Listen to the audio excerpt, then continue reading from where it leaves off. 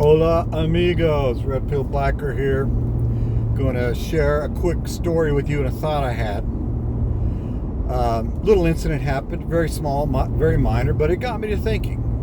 And it got me to thinking about this particular saying. And that saying is, no matter how good of a life you live, you won't please everyone. So give up this foolish pursuit of being liked by everyone. I say again, no matter how good of a life you live, you're not going to please everyone, so give up this foolish pursuit of being liked by everyone. And here's what got me to thinking about it. First of all, it was either Marcus Aurelius or Epictetus who said that. And I think it was Marcus Aurelius, so we're going to leave it at that and just make the assumption that I'm correct. Here's what got me to thinking about it. I had to drive into town because I had an appointment with my heart surgeon. And by the way, I'm healing very nicely. And he was very pleased with my progress, and I'm very pleased with my progress. And so anyway, that's neither here nor there. I had to stop buy gasoline because my truck was almost on empty and it's about an hour drive. So I pull into a gas station, and the minute I get out of my truck, this middle-aged woman runs up to me and says, "I'm having problems with my gas cap. Can you help me?"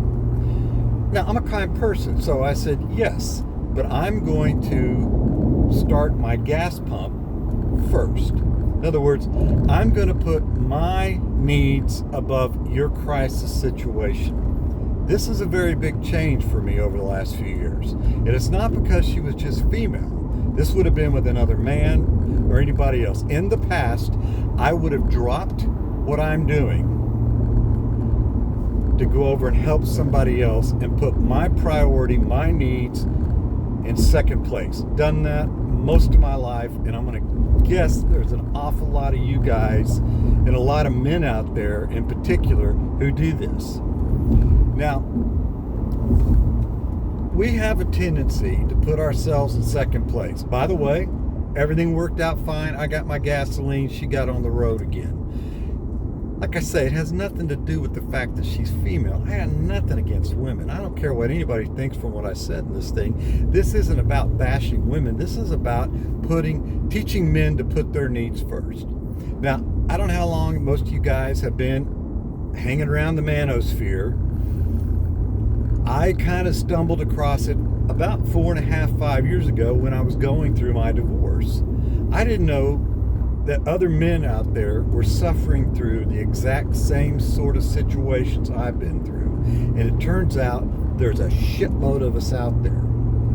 And one of the major problems that we have as men is that we've been raised to be the disposable sex. You'll hear that come up again and again in the manosphere.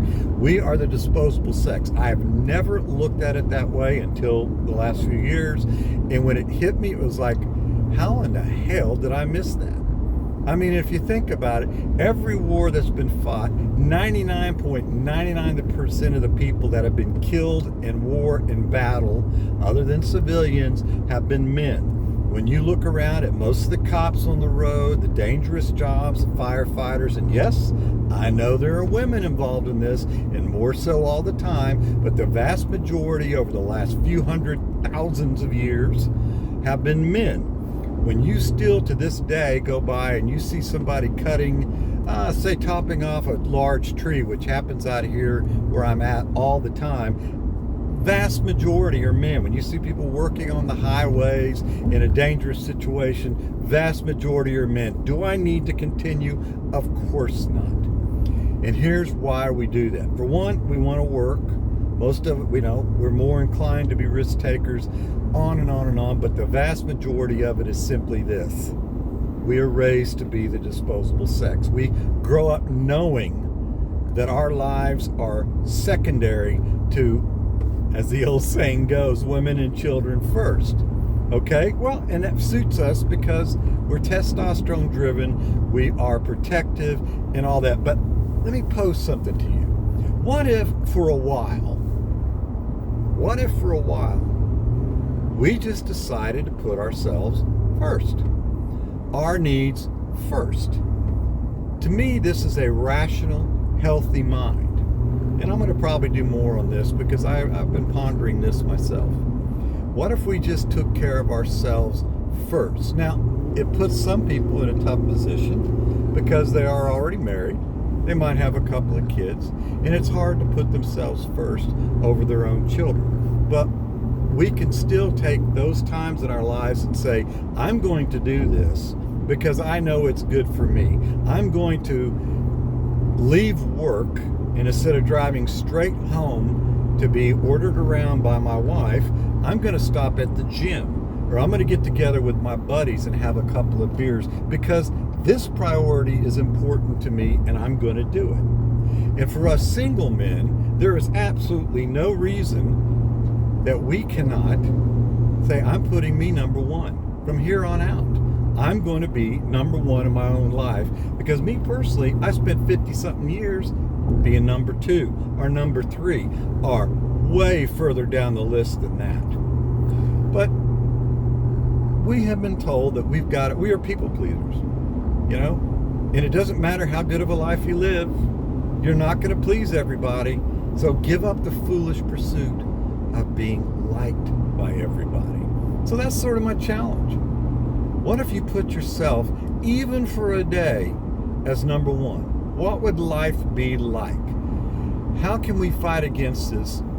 Now, part of it's evolution and biology. We're not going to ever get completely away from being the disposable sex. I mean, let's face it. If the world came down to 100 people left on the planet, which would be better, to have 50 men and 50 women to reproduce and resupply the world with human beings? Of course not. What you'd want is 98 women and a couple of men. We wouldn't need the men because the men can knock up all the girls and they can continue having babies and so forth and so on. Do the math. That's the way nature has seen it. That's why we have one lion and 9 women lions, in a pride. Because you don't need that many males. But you know what? We're not lions. We're not monkeys. We are primates for real. But we are conscious, intellectual, rationalizing primates. We used to get something out of being the disposable sex, which was the respect and an understanding from our culture that we were necessary. That has been stripped from us. We are no longer respected. We are no longer seen as an integral part of the family. The most amazing thing has happened in my lifetime. When I was a young man, if somebody was a single mom, and I'm not saying this was right, I'm just saying they were looked a little bit down because they got knocked up out of wedlock, or they couldn't hang on to their husbands, or so forth and so on. And now we make them out to be superheroes. The first thing that will come out of a woman's mouth, and God, you hear it all the time. You can hear it on television. You can hear it in conversations. You definitely hear it among a group of women, is when they sit there and say, well, I'm a single mother. Well, lady, you fucked up. Why are you a single mom? Well, for one, we're not considered important in the family other than a resource stream. We are nothing more than a flesh and blood ATM machine. And I say, to hell with that. You can't please everybody. So give up the foolish pursuit of trying to. Just some thoughts I had. Put yourself number one, at least for a while. At least in certain categories of your life. Say, I'm going to be number one in this deal. Anyway, keep it real, guys. Life is hard. Don't make it any harder than it needs to be.